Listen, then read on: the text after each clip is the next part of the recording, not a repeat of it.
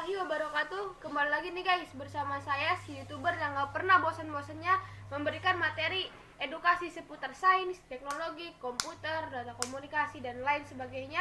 Siapa lagi kalau bukan dengan saya si Ananda Aisyah Arimbawa. Pada kesempatan kali ini saya akan menyampaikan materi komunikasi data nih guys, yang berjudul paket switching. Nah, sebelumnya nih guys, gak terasa 6 hari lagi bulan Ramadan tiba guys. Nah, saya sekeluarga mengucapkan minal aizin wal faizin, mohon maaf lahir dan batin guys. Saya minta maaf kalau selama ini ada kata-kata yang kurang berkenan di hati Anda semua ya guys. Lanjut saja nih ke materinya. Yang pertama, ada beberapa alasan mengapa paket switching dipilih dibandingkan sirkuit switching. Yang pertama, pada waktu koneksi data, sebagian besar waktu user atau host berada pada status idle, sehingga tidak efisien menggunakan sirkuit switching. Yang kedua, pada sirkuit switching, koneksi data dilakukan dalam rate data yang sama antara dua simpul yang saling terhubung. Pada paket switching, rate data antar satu simpul dengan simpul yang lain tidak harus sama. Yang ketiga, efisiensi pemakaian jalur lebih besar jika menggunakan paket switching, karena paket switching dilewatkan sendiri-sendiri melalui rute pada jalur yang kosong tanpa mengganggu giliran jalur yang sama. Yang keempat, pada sirkuit switching, jika jalur penuh, data berikutnya di-blocking.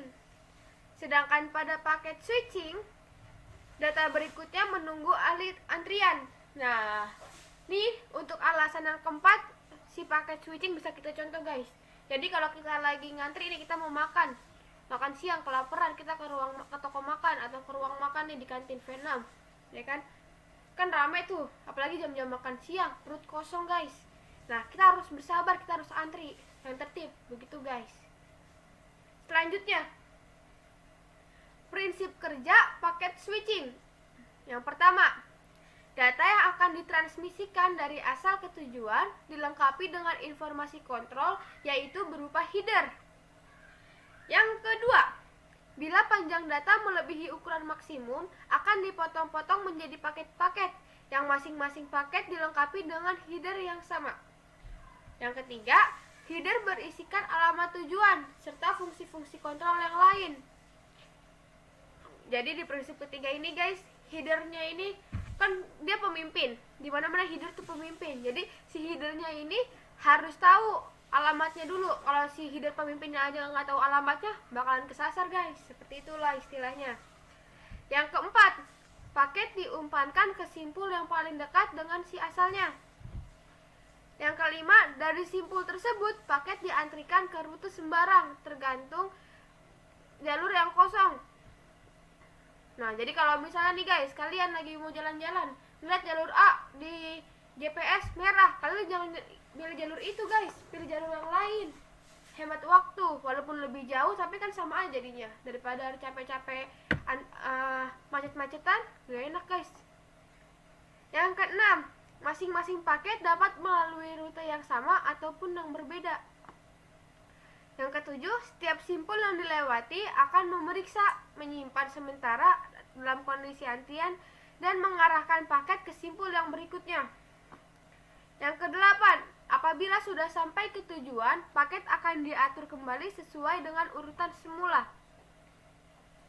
Nah, selanjutnya ada dua pendekatan pada jaringan paket switching. Yang pertama itu ada pendekatan datagram, yang kedua itu ada pendekatan virtual circuit. Nah, kita masuk yang pertama ya guys, yaitu pendekatan datagram.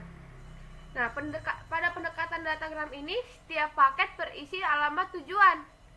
Setiap simpul yang dilewati harus membuat keputusan untuk menentukan jalur yang akan dipilih untuk masing-masing paket.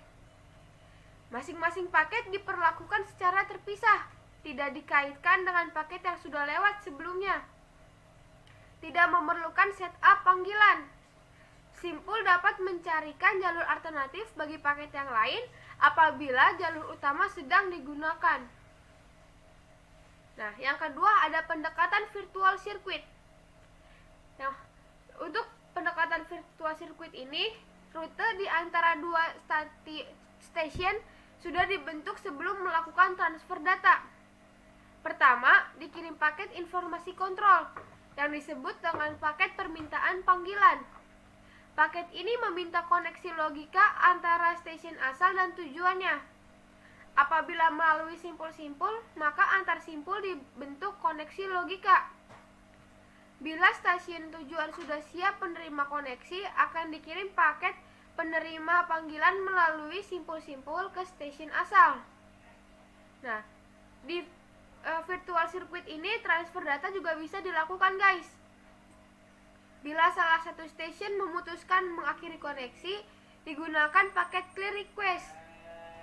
Setiap stasiun dapat memiliki lebih dari satu sirkuit virtual dengan stasiun-stasiun yang lain. Simpul yang dilewati tidak perlu membuat keputusan routing untuk setiap paket yang diterima. Setiap paket yang diterima di stasiun tujuan berdasarkan urutan aslinya. Seperti itu, guys.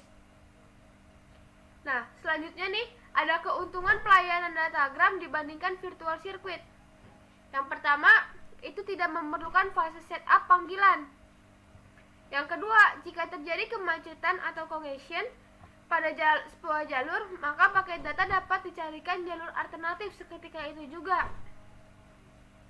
Yang ketiga, bila sebuah simpul mengalami kegagalan, maka paket-paket berikutnya dapat dikirim melalui rute simpul yang lain. Nah, seperti ini, guys. Analoginya, guys, di datagram dan virtual circuit. Jadi, untuk masing-masing data aplikasi ini terdiri dari beberapa paket. Nah, paket itu sendiri terdiri dari header dan datanya. Ini header yang diarsir dengan warna hitam dan data ini yang polos putih. Seperti itu ya, guys. Nah, selanjutnya ini ada ukuran paket. Ukuran paket ini menunjukkan keterkaitan dengan waktu transmisinya ya, guys. Nah, di mana masing-masing ukuran paket ini ada 1 paket, 2 paket, 5 paket, dan 10 paket. Seperti itu, guys. Untuk yang 1 paket, berarti dalam satu baris hanya terdapat 1 paket, guys. Seperti ini. Nah, dia terdiri dari 1 header dan 1 datanya. Seperti itu, di setiap barisnya. Tadi kan untuk yang diarsir warna hitam, ini berupa header, dan yang polos berupa putih. Nah, kesatuannya ini disebut dengan paket. Seperti ini, guys.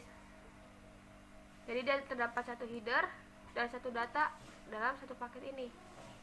Nah, kalau untuk 2 paket, berarti dia ada 2 paketnya, guys. Berarti ada 2 header dan 2 data, masing-masing terpisah ya, guys, nggak digabungin gitu. Di sini juga 2, sini juga 2. Begitupun dengan yang 5 dan yang 10, guys. Masing-masing ada 5 paket, dan yang di sini masing-masing 10 paket. Seperti itu, guys. Lanjut. Jika X merupakan stasiun asal dan Y merupakan stasiun tujuan, A dan B ini merupakan simpul yang harus dilewati. Nah, jika satu paketnya ini sebesar 40 byte dan satu header sebesar 3 byte, maka waktu transmisi untuk satu paket yaitu T. T ini simbol waktu, guys, time. 40 ditambah 3. Nah, 40 ditambah 3 ini berasal dari paket dan header. Seperti ini, guys. 40 tambah 3 ditambah 40 tambah 3 tambah 40 tambah 3. Nah, sama aja ini kan kalau di matematika nih, guys, ada aturan hitung. Jadi di mana-mana yang di dalam kurung itu dikerjakan terlebih dahulu. Nah, ini kan sama-sama 40 tambah 3, hasilnya 43. Dikali 3 karena dia 3 kali pengulangan. Seperti itu, guys. Sama dengan 129 byte waktu. Kalau untuk yang 2 paket itu 40 per 2 ditambah 3, 40 per 2 ditambah 3, ditambah lagi 40 per 2 tambah 3, tambah lagi 40 per 2 tambah 3. Nah, kalau kayak gini, ingat, guys, di mana-mana pembagian atau perkalian itu dikerjakan duluan. Nah, walaupun dia di dalam kurung nih, ya kan, dia ada dalam kurung, guys, tapi di dalam kurung ini ada pembagian, maka tetap aja nih 40 per 2 dikerjakan terlebih dahulu. 40 per 2 20 ditambah 3 hasilnya 23, guys. 23 dikali 1 2 3 4 karena dia 4 kali pengulangan. Nah, maka hasilnya 92 byte waktu. Untuk yang 5 paket sama, 40/5 tambah 3. Terus lakukan pengulangan sebanyak 7 kali. Jangan lupa ya guys, pembagian duluan. 40 bagi 5, 8. 8 tambah 3, 7. Nah, 11. Nah, karena dia 7 kali pengulangan, maka 11 dikali 7, maka 77 bait waktu. Untuk 10 paket, berarti 40 dibagi 10 tambah 3. 40 bagi 10, 4 tambah 3, 7. Karena dia 12 kali pengulangan, maka dikali 12, maka hasilnya 84 bait waktu. Nah, ini bisa dapat kesimpulan nih guys. Untuk rumusnya biar kita nggak bingung, maka rumusnya seperti ini. Kalau yang saya lihat sekilas guys, jadi yang pertama itu bait paket ini dibagi dengan jumlah paket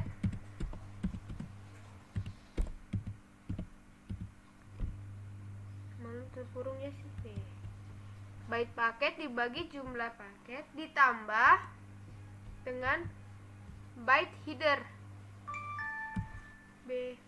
Byte header udah ya kan, abis itu dikali dengan jumlah paket tambah 2, n plus 2. Nih, kalau yang berdasarkan perhitungan saya seperti ini ya guys. Jadi bait paketnya ini jumlahnya ini guys 40. Seperti itu. Ya kan, 40 ini nih bait paket. Nah, dibagi jumlah paket. Kalau di sini kan jumlah paketnya 1, jadi 40 dibagi 1 sama aja 40. Kalau di sini 40 bagi 2 karena ada jumlah paketnya guys. Setelah itu ditambahkan byte header. Jumlah byte headernya nih, yang ini 3 byte. Setelah itu dikali n plus 2. N-nya ini jumlah si paketnya, ya kan, ditambah 2. Kalau di sini 1 paket, berarti 1 tambah 2 sama dengan 3. Seperti itu ya guys. Di sini 2 tambah 2 jadi sama dengan 4. Seperti itu guys. Nah, dari perhitungan ini kita bisa simpulkan guys, bahwa semakin banyak paket yang ditransmisikan, maka semakin lama juga waktunya guys. Seperti itu. Nah, selanjutnya ada parameter penentu kinerja jaringan switching. Penundaan perambatan atau propagation delay, yaitu waktu yang diperlukan sinyal merambat dari satu simpul ke simpul berikutnya. Yang kedua itu ada waktu transmisi, yaitu waktu yang diperlukan transmitter untuk mengirim sebuah blok data. Yang ketiga ada penundaan simpul, yaitu waktu yang diperlukan sebuah simpul untuk melakukan fungsi di pengolahan saat switching datanya. Nah, seperti ini guys. Di sini ada sirkuit switching, paket switching, virtual circuit, dan paket switching datagram. Nah, di sini kita bisa lihat guys. Untuk di datagram ini lebih rapi, lebih simpel. Karena dia nggak ada paket penerima panggilannya. Dia sudah disusun gitu guys. Jadi untuk paket 1, paket 2, dan paket 3-nya. Lebih rapi, lebih terarah. Kalau di paket switching virtual circuit, dia ada paket permintaan panggilan dan paket balasannya. Seperti itu guys. Tetap aja dia sedikit lebih acak-acakan gitu guys. Nah, kalau untuk circuit switching, ya kan, dia ada sinyal permintaan panggilan, ada penunda perambatan, dan ada penundaan pengolahan datanya. Seperti itu. Jadi dia agak lebih lama sedikit karena dia ada waktu penundaan perambatannya. Nah, selanjutnya ini ada perbandingan antara teknik-teknik switching komunikasi. Yang pertama ini untuk circuit switching. Dia disediakan jalur untuk transmisi data berlangsung terus-menerus, pesan-pesan tidak disimpan, jalur ditetapkan untuk seluruh percakapan, sinyal sibuk bila pihak yang dipanggil sedang sibuk, dia bekerja pada bandwidth tertentu, tidak ada bit overhead atau header setelah panggilan. Sedangkan di paket switching datagram, dia tidak tersedia jalur. Maksudnya di sini jalur transmisinya dia tidak disediakan, guys. Nah, untuk pentransmisian paket-paket, nah dia lebih dipilih paket switching datagram. Paket-paket dapat disimpan sampai saatnya dikirim. Nah, rute ditetapkan untuk masing-masing paket. Pengirim diberitahu bila paket tidak terkirim.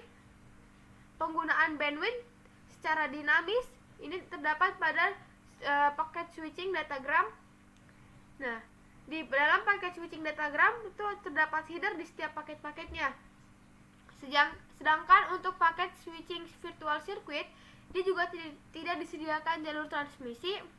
Pentransmisian paket-paket juga bisa dipilih paket switching virtual circuit. Paket-paket dapat disimpan sampai saatnya dikirim. Rute ditetapkan untuk seluruh percakapan. Pengiriman diberitahu bila ada penolakan koneksi. Penggunaan bandwidth secara dinamis dan header terdapat dalam setiap paketnya, guys. Nih, kita bisa simpulkan, guys, kalau yang virtual circuit ini lebih menguntungkan nih sepertinya di kehidupan kita. Seperti itu, guys. Lanjut ke materi berikutnya. Ada routing. Beberapa unsur yang menunjang teknik routing pada paket switching. Yang pertama ini ada kriteria kinerja. Nah, kriteria kinerja ini ada beberapa kriterianya, guys, yaitu ada jumlah lompatan, biaya, penundaan, dan laju penyelesaian. Yang selanjutnya ini ada keputusan waktu. Nah, keputusan waktu sendiri ini terdiri dari paket atau datagram dan sesi, yaitu virtual circuitnya. Yang selanjutnya ada keputusan tempat, yaitu setiap simpul atau didistribusikan, simpul pusat, dan simpul awal. Selanjutnya ini ada sumber informasi jaringan, yaitu tidak ada sama sekali lokal, simpul yang berdekatan, simpul yang di sepanjang rute, dan simpul seluruhnya. Selanjutnya ini ada waktu pembaruan informasi, yaitu ada secara terus-menerus, terus ada periodik, ada perubahan muatan utama, dan perubahan topologi. Nah, di sini ada contoh jaringan paket switching dengan biaya saluran. Seperti ini, guys. Nah, selanjutnya ini ada strategi routing. Yang pertama ini ada fixed routing, yaitu sebuah rute tunggal dan permanen dibentuk untuk setiap pasangan sumber tujuan. Nah, fixed routing ini berisi nomor simpul-simpul yang akan dilewati rute tersebut. Dan rute yang dilewatinya ini sudah pasti, hanya berubah jika ada perubahan topologi jaringan. Nah, untuk fixed routing sesuai gambar contoh seperti ini, guys. Jadi di sini ada simpul dari simpul asal ke simpul sininya, guys. Seperti ini ya, guys. Nah, jadi kalau berdasarkan dari gambar yang pertama yang paling atas, direktori routing pusat, dia nggak bisa dari simpul 1 ke simpul 1, simpul 2 ke simpul 2, simpul 3 ke simpul 3, simpul 4 ke simpul 4, simpul 5 ke simpul 5, dan simpul 6 ke simpul 6 tuh nggak bisa. Jadi yang bisa ini untuk simpul yang berbeda aja. Misalnya dari simpul 1 ke simpul 2, simpul 1 ke simpul 3, seperti itu, guys. Untuk direktori simpul 1, tujuannya itu simpul 2, dan simpul berikutnya juga bisa ke simpul 2. Selanjutnya dari simpul 2 ke simpul 4, 3 ke 4, 4 ke 4, dan seterusnya, seperti itu, guys. Kalau dari direktori simpul 2, dia bisa ke 11, 33, 44, 54, 64, seperti itu, guys. Dan selanjutnya sampai ke simpul 6. Nah, yang kedua itu ada flooding atau kebanjiran. Wah, kasihan ya. Ternyata bukan Jakarta doang sama Bekasi nih yang suka kebanjiran. Ternyata di komunikasi data di paket switching juga ada kebanjirannya, guys. Kasihan ya. Sebuah paket dikirim oleh sumber kepada setiap simpul yang berdekatan.